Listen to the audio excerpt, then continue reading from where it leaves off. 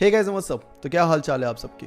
I hope कि जैसे भी हो बहुत सही हो। तो दोस्तों आज की जो कहानी है वो हमसे शेयर करी है रोहित ने। और ये जो पूरी कहानी है ये रोहित के घर में एक लड़का आया था रहने के लिए, उसके साथ हुई थी और उस लड़के का नाम था राहुल। ये कहानी काफी ज्यादा ट्विस्टेड और काफी ज्यादा अनोखी कहानी है। मतलब एक लड़का किस हद से गुजर सकता है अगर उसको किसी से प्यार हो जाए तो वो क्या क्या चीजें कर सकता है, ये कहानी हमें वो बताएगी। तो thank you so much Rohit for sharing your story with us and let's start this video. ये कहानी आज से करीबन 3 साल पहले की है। रोहित एक बहुत बड़े कॉलेज में पढ़ाई करता था और लकीली रोहित का जो घर था वो कॉलेज के पास ही था। अब रोहित का जो घर होता है वो होता है 2 मंजिल का, मतलब first floor and second floor. तो ग्राउंड फ्लोर में और फर्स्ट फ्लोर में रोहित की फैमिली रहा करती थी और जो ऊपर का फ्लोर था वो खाली रहता था। तो रोहित अपने घर वालों से कहता है क्यों ना हम इसे रेंट पे चढ़ा दें, वैसे भी कॉलेज के पास है, यहाँ पे बहुत सारे स्टूडेंट्स रहने के लिए आएंगे और काफी अच्छा खासा कमाई हो जाएगी, किराया भी अच्छा खासा मिलेगा। तो ऊपर वाले फ्लोर को रेंट पे चढ़ाने के लिए लगा देते हैं, मतलब ऐसे पोस्ट कर देता है रोहित अपने ग्रुप्स में या वहाँ। तो अब उसी के ग्रुप में एक लड़का था राहुल, जो कि पहले पीजी में रहा करता था। वो रोहित को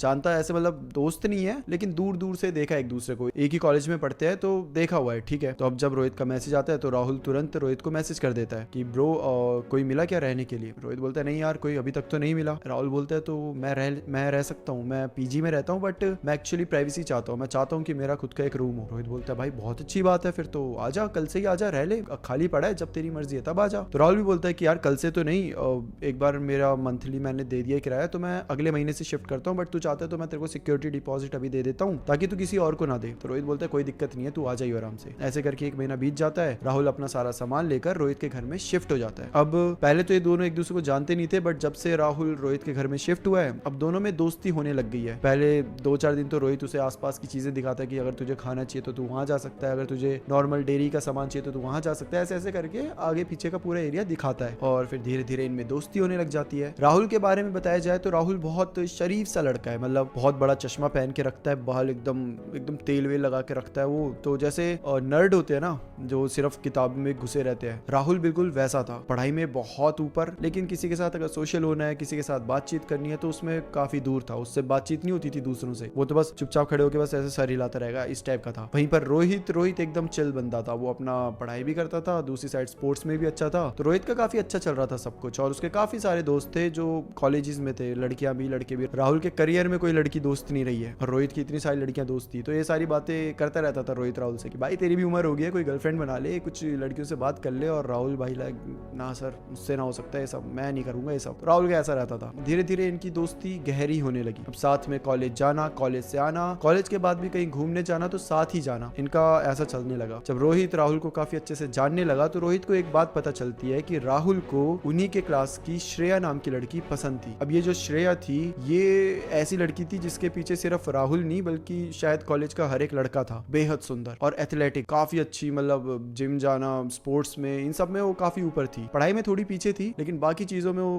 बहुत ऊपर थी। तो रोहित को जब पता चलता है तो अब वो राहुल से मजे लेने लग जाता है, जैसे हर दोस्त करता है कि हाँ भाई तुझे श्रेया पसंद है ना, बता दूं, जाकर बता दूं। और रोहित की थोड़ी बातचीत थी श्रेया से, तो राहुल उसे बार बार बोलता था कि यार पागल है क्या, ऐसे मत बोलियो, कुछ मत बोलियो उसको, तू मैं कभी बताना नहीं चाहता उसको। राहुल बेचारा डरता रहता कि कहीं रोहित बता ना दे। रोहित अगर श्रेया के पास भी ऐसे खड़ा है और श्रेया उसके सामने खड़ी तो राहुल को, और राहुल क्या कर रहा है, सब ठीक है ना, आजा यहाँ पे, आजा आजा, ऐसे करके उसे बुलाता रहता कि चल तू थोड़ी सी बात तो करके देख ले। लेकिन राहुल उसे देखता है एक नजर और दूसरी नजर सीधा अपने किताबों में। राहुल की बस की नहीं थी उससे जाके बात भी कर सके। उस समय पर ऐसा हाल था। अच्छा दिन धीरे धीरे आगे बढ़ने लगे। रोहित को भी समझ आ गया कि राहुल की बस की नहीं है, रहने देता हूँ। अब कब तक ही वो मजे लेता। 2-4 दिन उसने मजे लिए, उसके बाद छोड़ दिए। और कहीं ना कहीं रोहित को ये भी पता था कि श्रेया बड़ी बोल्ड टाइप की लड़की थी। तो राहुल अगर श्रेया तक ये बात पहुंच जाती कि राहुल उसे लाइक करता तो श्रेया हो सकता है उल्टा सीधा बोल सकती थी राहुल को, मजाक भी उड़ा लेती, कुछ भी हो सकता था। तो रोहित बोलता है छोड़ इस बात को, जाने दे। अब ऐसे करते करते दिन बीतते करीबन 2-3 महीने हो गए। अब एक बार की बात है कि श्रेया एक लड़के के साथ दिखाई देती है और फिर पता चलता है कि ये लड़का श्रेया का बॉयफ्रेंड है। अभी नए नए दोनों रिलेशनशिप में आए। रोहित पहले तो श्रेया को जाके बोलता है कि कांग्रेचुलेशंस भाई, बहुत अच्छी बात है, चलो अच्छा है तुम दोनों का सही चले। और दूसरी नजर वो राहुल की तरफ घुमाता है और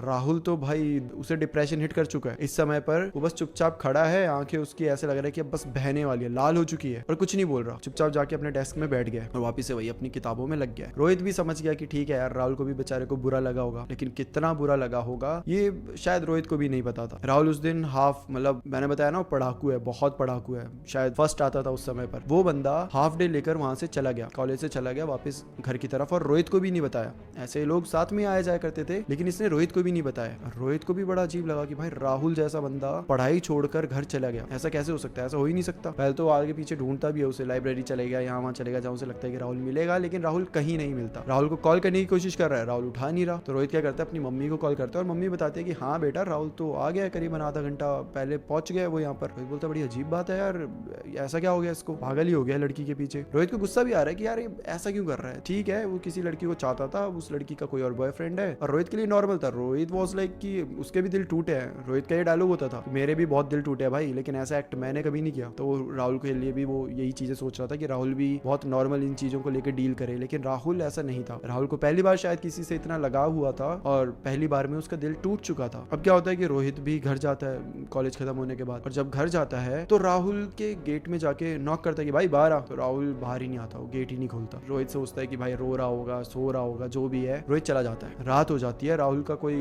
खबर ही नहीं है, वो गेट से बाहर ही नहीं आया अभी तक। तो रोहित फिर जाता है रात को, बोलता है कि अबे बाहर आ जा यार, अब हो गया भाई तेरा, बहुत कितना रोएगा, कितना तू दुख मनाएगा, चलना बाहर आ, चिल करते हैं। राहुल बाहर आता है, राहुल की आंखें ऐसी लग रही है कि सूज गई है, मतलब ऐसा लग रहा है कि वो सुबह से लेकर रात तक बस रोए जा रहा है। और राहुल ना ऐसे हल्का सा गेट खोलता है, सर बाहर निकालता है। रोहित बोलता है क्या हो गया भाई, चिल कर यार, इट्स ओके, ठीक है, ये चीजें होती है, ये फेज होते हैं, सबकी लाइफ में आते हैं, चले जाते हैं, तू इतना दिल से मत लगा इन सब चीजों को। और वो तो तेरी गर्लफ्रेंड भी नहीं थी, तू उसके इतना क्लोज भी नहीं था, तू क्यों इतना हर्ट हो रहा है। राहुल कुछ नहीं बोलता, बोलता है कि हाँ मतलब मैं ठीक हूँ, ऐसा कुछ नहीं है, बस वो प्रिटेंड कर रहा होता है कि वो ठीक है। बिल्कुल ठीक नहीं लग रहा था, उसकी हालत बिल्कुल खराब थी। रोहित को बोलता है कि तू जा यार, मैं कल मिलूंगा, कल साथ कॉलेज चलेंगे, तब तक मैं ठीक हो जाऊंगा। रोहित भी उसे बोलता है चल ठीक है, तू टाइम ले, लेकिन ध्यान रख अपना, ठीक है, कल आऊंगा, कल तू ठीक चाहिए मुझे। राहुल भी सर हिलाता है, और उसके बाद रोहित चला जाता है नीचे, राहुल अंदर चला जाता है। अब ऐसे ही रात बीत जाती है, अब होती है अगली सुबह। अगली सुबह रोहित जाता है राहुल को उठाने की, चल भाई चलते हैं कॉलेज, टाइम हो गया। जब वो जाके देखते हैं तो राहुल के गेट के बाहर ताला लगा होता है। रोहित हैरान है कि ये लड़का कहाँ चला गया। तो वैसे इसका दिल टूटा हुआ है, गाँव तो नहीं भाग गया वापस कहीं कि दिल टूट गया, अब मैं कैसे रहूंगा यहाँ पे, ये वो करते हुए। रोहित कॉल मिलाता है, राहुल को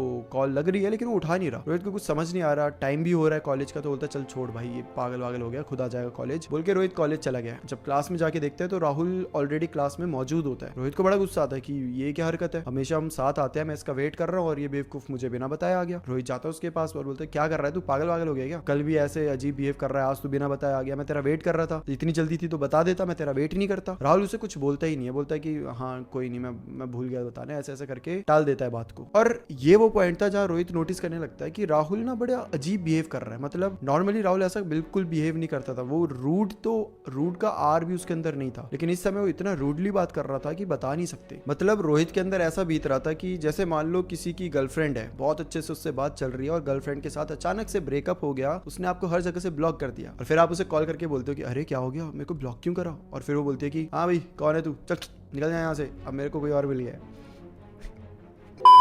तो उस समय जो बॉयफ्रेंड के अंदर बीत रही होती है, सेम वही चीज बीत रही थी रोहित के अंदर, ये बंदा मेरे से इतना रूड क्यों हो गया। अच्छा ठीक है, समय आगे बीतता है, रोहित भी अब ऐसा सोच लेता है कि ठीक है भाई, अब मैं इससे ज्यादा नहीं बोलूंगा, मतलब इसे देता हूँ टाइम, 4 5 7 दिन जितने भी चाहिए, एक बार ये ठीक हो जाएगा, उसी के बाद मैं इससे बात करूंगा, कोई फायदा नहीं है ऐसे फालतू में बात करके। अब रोहित भी अकेले अलग से आ रहा है, राहुल भी अलग से आ रहा है, ऐसे करके 1-2 दिन बीत जाते हैं। अब रोहित एक चीज नोटिस करता है कि राहुल जो पहले ना बहुत बाहर घूमा करता था, खाना खाने के लिए बाहर चला गया, कुछ खरीदना हो तो बाहर चला गया, नॉर्मली उसका रूटीन था कि वो घर में, अब एक रूम में इंसान बैठे बैठे क्या करे, तो बाहर ही घूम लेता था। लेकिन 2-3 दिन से पिछले राहुल बाहर ही नहीं निकल रहा है, वो बस कमरे के अंदर बंद है, बिल्कुल बंद है। रोहित के दिमाग में चल तो रहा है, उसको मन भी कर रहा है कि जाके पूछूं उससे, लेकिन फिर वही बात है ना, ईगो वाली, ईगो बोल दो या सेल्फ रिस्पेक्ट बोल दो। रोहित बोलता है कि मैं क्यों पूछूं, छोड़ो जान दो, जो भी है होने दो। ऐसे करके रात हो जाती है। अब रात जब होती है तो रोहित नोटिस करता है ना कि वो सोने की कोशिश कर रहा है, तो उसे बार बार ऐसे कुछ आवाजें सुनाई दे रही है, कुछ फुसफुसाने की आवाज। तो रोहित को आवाज जब सुनाई दे रही है, और रोहित का ना जस्ट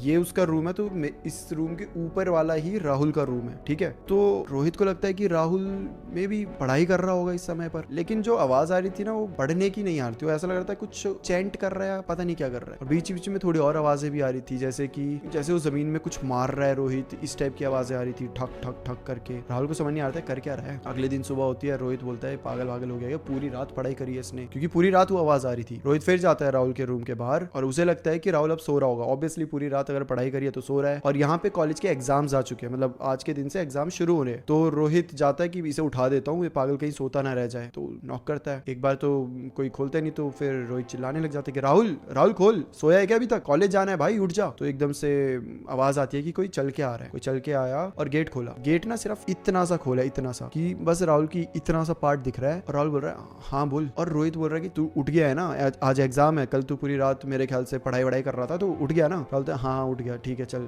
तू चल, मैं आता हूँ। बोल के गेट बंद कर देता है। रोहित को एक अजीब सी ना महक आती है जब वो गेट खोलता है राहुल। तो इतना सा ही स्पेस था, लेकिन उस स्पेस से भी इतनी बहुत स्ट्रांग और बहुत गंदी सी बदबू सी आती है। तो रोहित एकदम हिल जाता है कि भाई ये क्या था, राहुल के रूम से इतनी गंदी बदबू क्यों आ रही है। रोहित बोलता है छोड़ो जाने दो, एग्जाम है, फालतू में क्या ही अब मैं इससे पूछूं कि मन तो उसका था, अब घर है भाई उसका, तो वो पूछेगा ना कि तू क्या कर रहा है यहाँ पे, इतनी बदबू क्यों आ रही है, तू साफ सफाई नहीं कर रहा क्या। लेकिन रोहित नहीं चाह रहा था कि एग्जाम से पहले मैं ऐसा बोल दूं और उसका एग्जाम खराब हो जाए, या रोहित का मूड खराब हो जाए और उसका एग्जाम खराब हो जाए। तो बोलता है छोड़ो, एग्जाम के बाद ही ये सब बातें करूंगा। रोहित चला जाता है, राहुल भी जाता है। अब ये एग्जाम दे रहे हैं तो रोहित एक चीज नोटिस करता है कि श्रेया कॉलेज ही नहीं आई है। एग्जाम का दिन है, काफी इंपॉर्टेंट एग्जाम है वाला, लेकिन श्रेया नहीं आई है। रोहित राहुल को बोलता है ऐसे ही रैंडमली कि आज श्रेया नहीं आई। तो राहुल ना बड़ा मुंह बना के बोलता है कि हाँ तो मुझे उससे क्या, और फिर वो अपना काम करने लग गया। रोहित को भी बड़ा अजीब हिट करता है, क्योंकि राहुल ऐसा लड़का था जो श्रेया को लेकर भाई बहुत प्यार से बात करता था, लाइक उसके सपनों की रानी परी है वो उसके बारे में बुरा तो सुन ही नहीं सकता था, और इतना रूडली उसके लिए बोलना कि हाँ तो मुझे उससे क्या, ऐसे करके। तो रोहित को भी लगता है कि यार बदल गया लड़का, ये जब से इसने उसको अपने बॉयफ्रेंड के साथ देख लिया ना, ये बदल गया लड़का, ये अब दिल टूटा आशिक बन चुका है। अगला दिन आता है, रात हो जाती है। जैसे ही रात होती है रोहित को वापस से वो आवाजें आना लग जाती है, वही फुसफुसाने की और ठोकने की, ये सब। तो अब ना क्या होता है ना, पिछले दिन भी जब ये हुआ था तो इस वजह से रोहित सो नहीं पाया था, और जब वो सो नहीं पाया तो एग्जाम के टाइम में ना उसे बड़ी नींद सी आ रही थी। अब रोहित बोलता है नहीं यार, इसे बोलना पड़ेगा, जो भी कर रहा है धीरे कर ले थोड़ा सा, क्योंकि तेरी वजह से मैं नहीं सो पा रहा, और अगला दिन भाई मेरा भी तो एग्जाम है, पागल है क्या तू, मेरे को तो सोने दे कम से कम। रोहित जाता है ऊपर, और जब जाता है ना तो बाय चांस ये दरवाजा है राहुल के रूम का, और इसके बगल में ना खिड़की होती है, तो खिड़की थोड़ी सी खुली रहती है। रोहित उस खिड़की के थ्रू देखता है कि कर क्या रहा है, और जो रोहित देखता है भाई उसका तो सर ऐसे फट जाता है, आंखें ऐसी एकदम बड़ी की बड़ी रह जाती है और खून जम जाता है। उसे समझ नहीं आ रहा है कि उसने क्या देख लिया। भागता हुआ नीचे आ जाता है रोहित, और जब भागते हुए आता है तो कांप रहा है, वो डर रहा है, उसे समझ नहीं आ रहा है क्या बोलूं। तो उसकी मम्मी उसे पकड़ लेती है कि तू पागल है, इतनी रात को भागते हुए आ रहा है, गलती से गिर विर जाएगा, क्या कर रहा है तू। पहले तो माँ सुना रही होती है, फिर देखती है कि रोहित की हालत खराब है, तो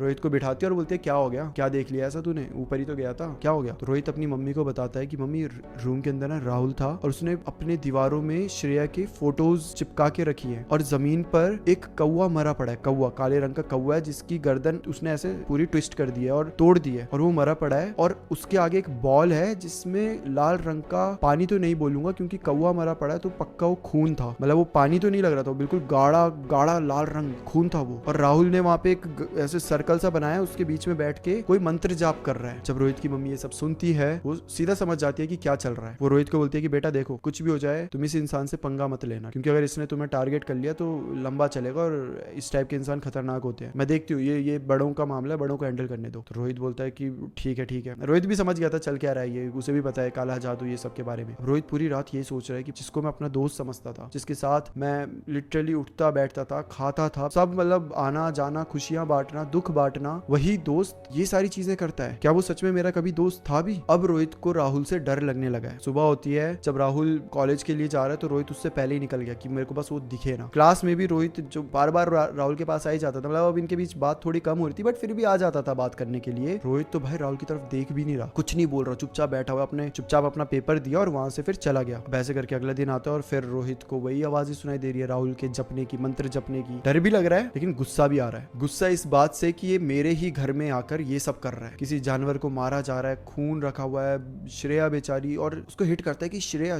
शिट, श्रेया तो इतने दिन से आई भी नहीं है, वो कॉलेज नहीं आई। और अब मुझे समझ आ रहा है कि वो क्यों नहीं आई। रोहित श्रेया को कॉल करता है, उसकी तो दोस्त नहीं बोलेंगे लेकिन हाँ हल्की फुल्की बातचीत थी। तो अभी तक वो नहीं आ रही थी, तो ऐसा था कि ठीक है आसपास बात कर ली, लेकिन अब वो सीधा डायरेक्ट श्रेया को कॉल करता है। श्रेया कॉल नहीं उठा रही, वो लगातार करता रहता है, 1 बार 2 बार 3 बार 4 बार, और फिर कॉल उठाते हैं, लेकिन सामने से जो आवाज आती है वो श्रेया की नहीं होती। रोहित बोलता है कि हेलो हेलो श्रेया सुनाई दे रहा है? सामने से आवाज आती है कि बेटा मैं श्रेया की मॉम बोल रही हूँ। दरअसल श्रेया की बहुत हालत खराब हो गई है और हमने उसे इस हॉस्पिटल के आईसीयू में भर्ती करा हुआ है। रोहित हिल जाता है सुनकर। श्रेया की हालत इतनी खराब हो चुकी थी कि लिटरली उसको आईसीयू पर रखा था। रोहित एड्रेस मांगता है हॉस्पिटल का और फिर जाता है एग्जाम देने के बाद जब वो फ्री हो जाता है शाम को, तो वो जाता है हॉस्पिटल में श्रेया के मॉम डैड दोनों मौजूद थे। श्रेया को जाके देखते हैं तो श्रेया ना लिटरली उसकी आंखें भी नहीं खुल रही, उसकी ये हालत हो गई थी। आईसीयू पे लेटी हुई थी, उसको ऑक्सीजन मास्क लगा हुआ था और ब्लड भी अलग तरीके से दिया जा रहा था, मतलब उसका ब्लड पूरा कम हो चुका था। पता नहीं उसे क्या बीमारी हुई थी, डॉक्टर अभी भी फिगर आउट करने की कोशिश कर रहे थे। रोहित जाता है श्रेया के डैड को,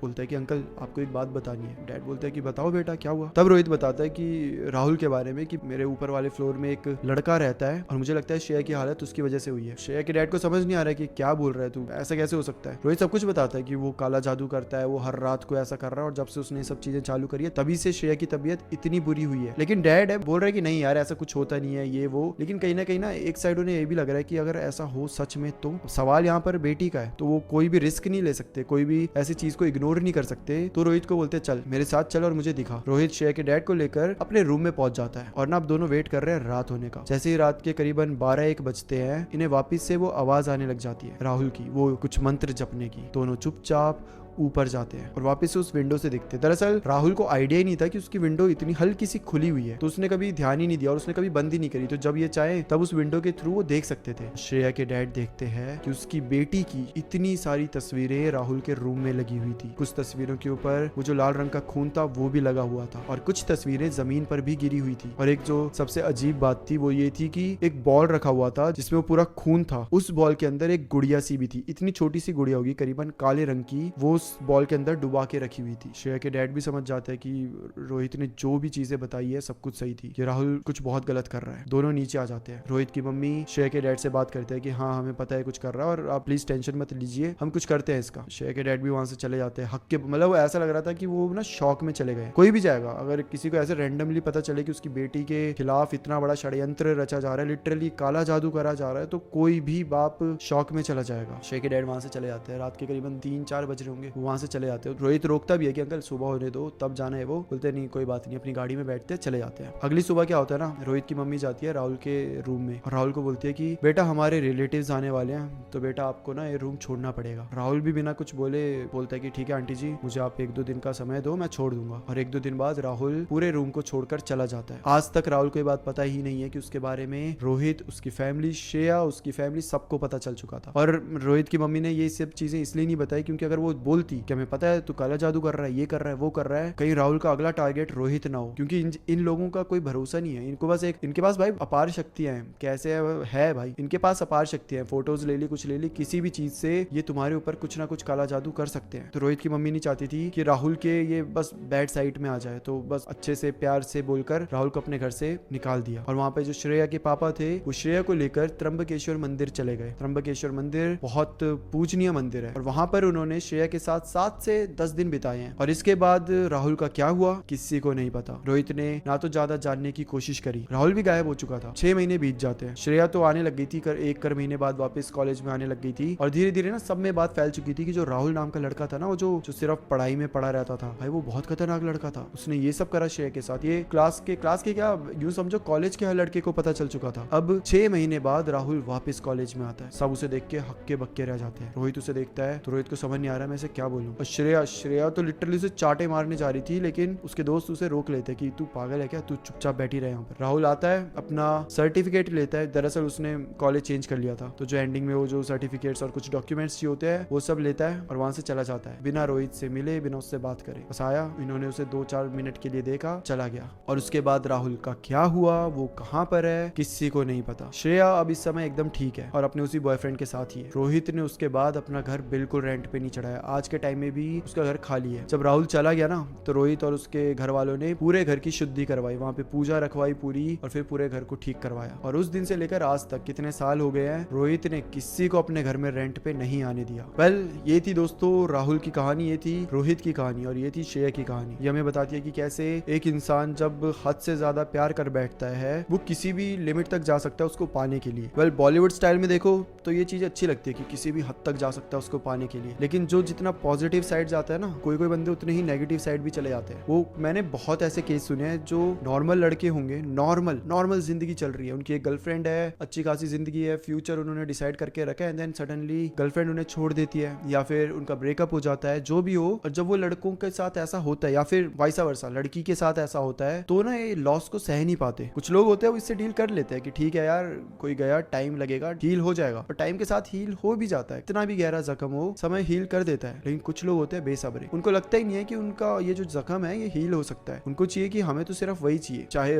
उसके लिए कुछ भी करना पड़े। और फिर वो लेते हैं ये वाला रास्ता, काला जादू। खुद नहीं करते तो किसी तांत्रिक के पास पहुंच जाते हैं। मैंने कितने पोस्टर देखे हैं, आपने भी देखे होंगे, बस में चलते हुए दिख जाते हैं कि दिल टूटा है तो यहाँ पे संपर्क करें, अगर अपनी एक्स गर्लफ्रेंड वापस चाहिए तो यहाँ पर संपर्क करें। और ये लोग ऐसा ही करते हैं, और उसके बाद शुरू होता है काला जादू का खेल। और ये खेल कितना आगे तक जाकर कितने हद तक लोगों को हार्म कर सकता है, इसका अंदाजा ना तो जिसके साथ हो रहा है उसको होता है, ना जो कर रहा होता है उसको होता है। तो बेटर है इन सारी चीजों से बच के रहें। और अगर किसी का दिल टूटा है तो सामने वाले को पाने के लिए ये वाला रास्ता मत अपनाएं, समय दें, आप ठीक हो जाएंगे। और नहीं भी हो रहे तो ठीक है ना यार, ये भी एक फेज है, सबको गुजरना पड़ता है, इसको अच्छी जगह यूज करो। मैंने पता नहीं कहीं तो डायलॉग सुना था, मैं तुम्हें भी बोल देता हूँ। अब जिसका दिल टूटा है उसे लग रहा होगा मैं तुमसे मजे ले रहा हूँ, लेकिन अब डायलॉग है तो मैं बता देता हूँ कि अगर तुम्हारा दिल टूटा है तो उसको सही जगह यूज करो। बड़े से बड़ा सिंगर, बड़े से बड़ा रैपर, बड़े से बड़ा आर्टिस्ट, पेंटर, जो भी बोल दो, वो तभी बनाए जब उसका दिल टूटा होता है, उस समय कुछ तगड़ी चीज बन के हाथ में आ जाती है। तो अगर आप क्रिएटिव हो तो आप कुछ बहुत तगड़ी चीजें कर सकते हो, बहुत ही खतरनाक चीजें बना सकते हो। तो वहां पे अपना